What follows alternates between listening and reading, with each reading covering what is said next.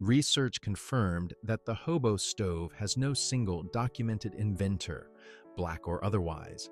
It emerged as an anonymous, collective innovation among America's itinerant workers during the late 19th and early 20th centuries, refined across racially diverse hobo jungle camps. No patent, no named creator, no written origin story survives. The specific premise of a single black homeless man inventing it is an original fictional premise. This script therefore operates in Mode B, a compelling fictional story built around a composite character who embodies the real, undocumented ingenuity of the marginalized people, including many Black Americans who created and refined this device. All historical context, physics, and practical information in this script are factually grounded. The character of Elias is fictional. You are spending $40 every single time you want to cook a hot meal outdoors. $40 in propane canisters, butane cartridges, and specialty fuel tabs that a corporation convinced you were the only option. Meanwhile, nearly 100 years ago, a black homeless man sitting in a rail yard with nothing but a tin can, a nail, and a piece of scrap wood figured out how to build a stove that worked better. He did it in 10 minutes. He did it for free. And survivalists with thousands of dollars of gear are now calling it one of the most brilliant pieces of improvised engineering in American history. You were never supposed to know this man's name. The system made sure of that. But what he figured out, you're about to find out today. His name was Elias, no last name that history bothered to record. He was a black man riding the freight lines during the Great Depression, somewhere between Alabama and Chicago. One of the estimated 1.5 to 4 million Americans who took to the rails after the economy collapsed in 1929. He wasn't a nobody. He was a carpenter before the crash. He understood wood, angles, airflow. He understood how things worked. But all of that training, all of that skill, none of it mattered to a country that had decided people like Elias didn't deserve a place in it. What's worth understanding is that Elias was not alone in being both brilliant and erased. The hobo culture of that era was, by most historical accounts, surprisingly integrated. Black Americans had been riding freight lines since the end of the Civil War, when vagrancy laws were used as a weapon to re-enslave them, and the rails offered one of the few routes to genuine geographic freedom. They brought their ingenuity with them. They refined it in the jungles alongside white hobos, Mexican migrants, and everyone else the economy had chewed up and spat out beside the tracks. Their contributions to the collective knowledge of outdoor survival and improvised cooking were real and constant. History just didn't bother to take their names down. So Elias did what men like him always did. He improvised. Picture the jungle camp. That's what hobos called their railside settlements. It's dusk somewhere in southern Illinois. The air smells like coal smoke and damp earth. A dozen men are huddled around a fire that keeps dying, keeps spitting, keeps refusing to stay lit long enough to heat the pot of mulligan stew sitting in the middle of it. The wind keeps killing the flame. Fuel is getting eaten faster than anyone can gather it. And Elias is watching all of this, not with frustration, but with the quiet, calculating attention of a man who spent years solving structural problems with limited materials. He gets up, walks to the edge of the camp where discarded tin cans. No, tin cans. The big institutional size ones that used to hold coffee and peaches and whatever else America was canning before it stopped being able to afford any of it are piled up like the debris of a civilization. He picks one up, looks at it for a long moment, and then he starts punching holes. What happens next is the thing that survivalists, preppers, bushcraft experts, and engineers are still marveling at today. So, what did Elias understand that the rest of the camp did not? What did that tin can do that an open fire couldn't?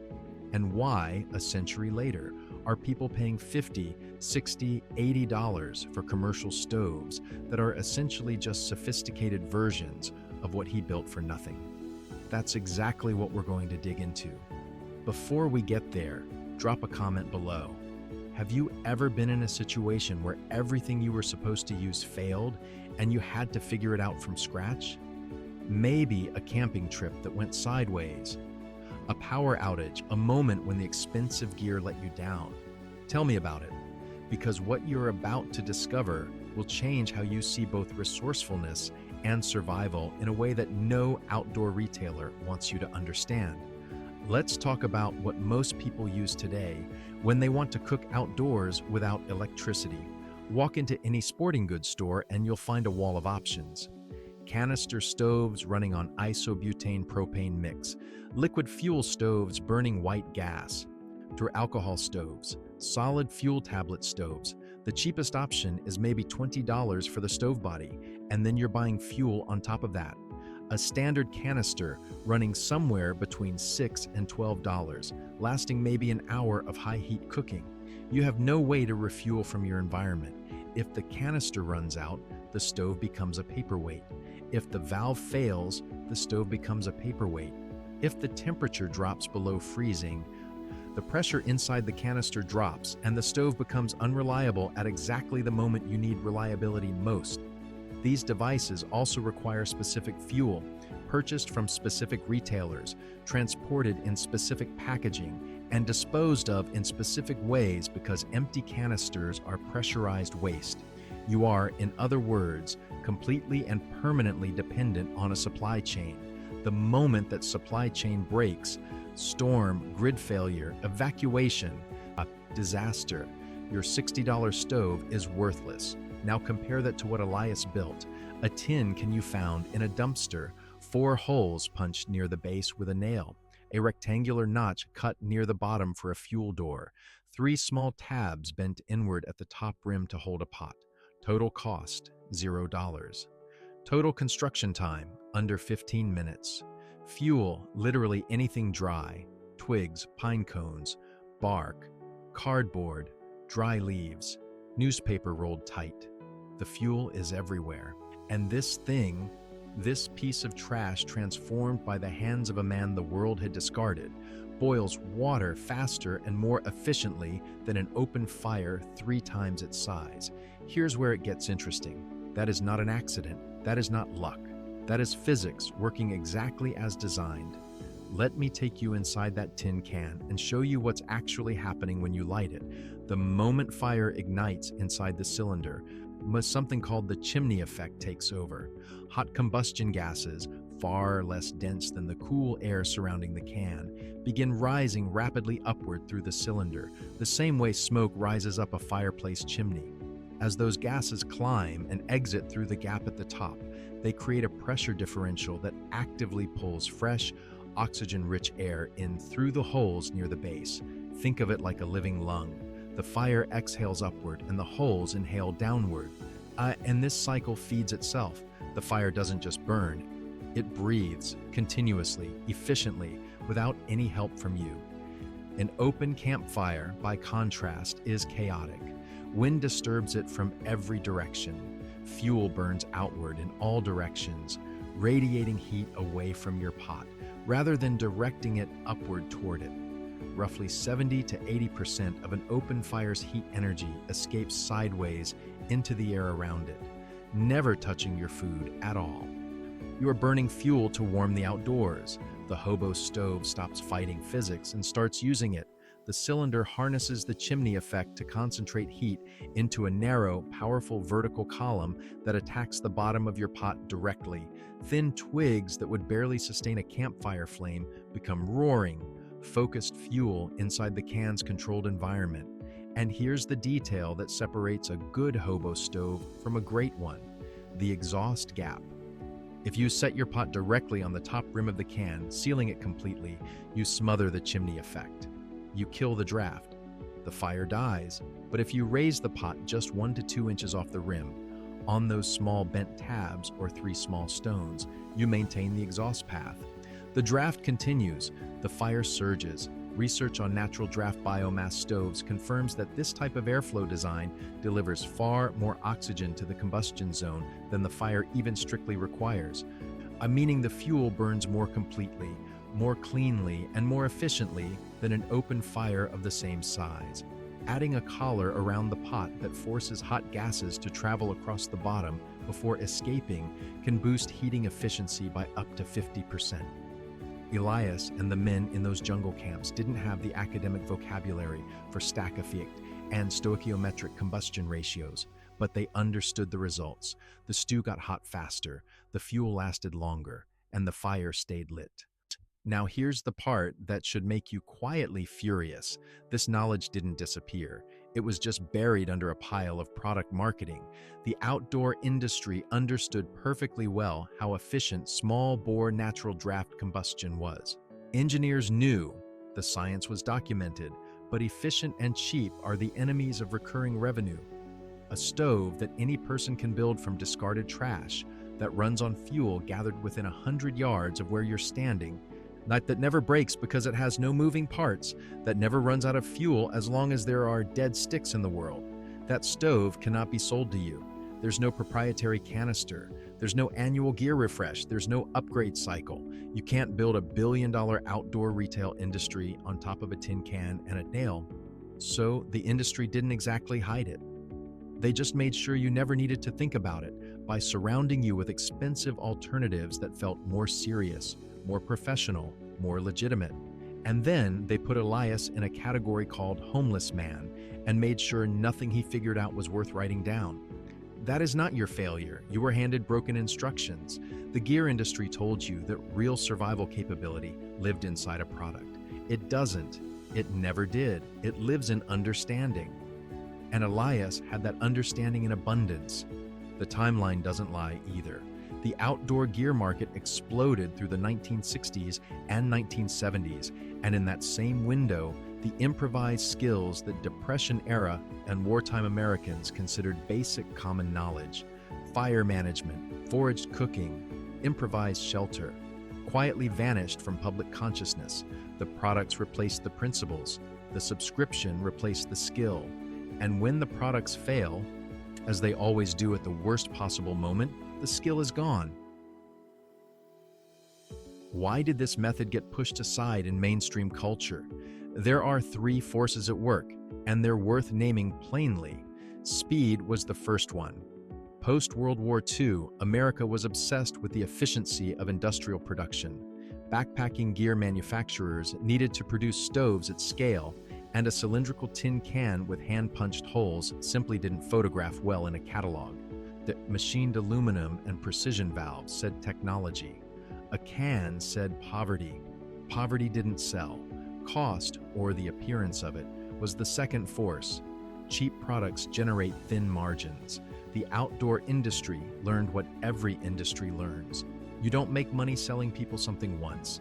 You make money selling them something that requires continuous repurchase. Fuel canisters are razor blades. The stove is the razor. And the third force was the most insidious. The canister stoves were genuinely convenient in ways that mattered to a post-war middle-class consumer. Twist the valve, click the igniter, done. No gathering, no preparation, no skill required. Convenience is a powerful drug, and the outdoor industry sold it masterfully. The hidden cost, fragility, dependency, expense, and failure at the worst possible moment was printed in the fine print no one reads until the grid goes down and they're staring at an empty propane canister in the dark. So, what do you actually do with this information? Here's the good news. You have options, and none of them require spending $1. The easiest place to start is simply to find a large tin can. An institutional coffee can, a number tin can from a restaurant supply store, even a large soup can works for a small pot, and build the basic stove. You need the can with the top removed. A church key can opener, a hammer and nail, or a drill will punch your intake holes. Aim for 8 to 16 holes spaced evenly around the base, each hole roughly a 1/4 inch in diameter. Then cut a rectangular fuel door near the bottom, about 4 inches wide and 3 inches tall, using tin snips or a sturdy knife. Bend 3 small tabs inward at the top rim, equally spaced to support your pot, while leaving a 1 to 2 inch exhaust gap all the way around. That's the entire build. Gather pencil-thin dry sticks, nothing thicker than your thumb. Feed them through the fuel door horizontally. Light from the base with a single match, and you are cooking. Most people bring water to a boil within 4 to 7 minutes. That is not an exaggeration. That is what focused, channeled combustion does compared to a scattered open flame. If you want to go a step further, the intermediate version involves a two-can design, a smaller can nested inside a larger one with ventilation holes cut in the inner can as well, creating a more insulated burn chamber that performs better in wind and cold. This design more closely resembles what engineers now call a rocket stove principle, and it burns even more efficiently because the geometry forces the fire upward through a concentrated combustion channel before the heat reaches your pot. Dr. Larry Winiarski formalized these principles at the Aprovecho Research Center in Oregon in the 1980s, and today, rocket stove variants serve millions of people in humanitarian programs worldwide. The entire lineage traces back to exactly the kind of improvised tin can design that Elias and men like him were refining in Depression-era jungle camps. And if you're not ready to build anything today, at minimum, do this. Next time you're evaluating any outdoor cooking setup, ask yourself a single question. What happens when the fuel runs out and there's no store within 50 miles? If the honest answer is that your stove becomes useless, you don't actually have a survival tool. You have a convenience item with a survivalist label. There's a difference. Now you know how to tell them apart. Elias was not a primitive man scraping by on instinct.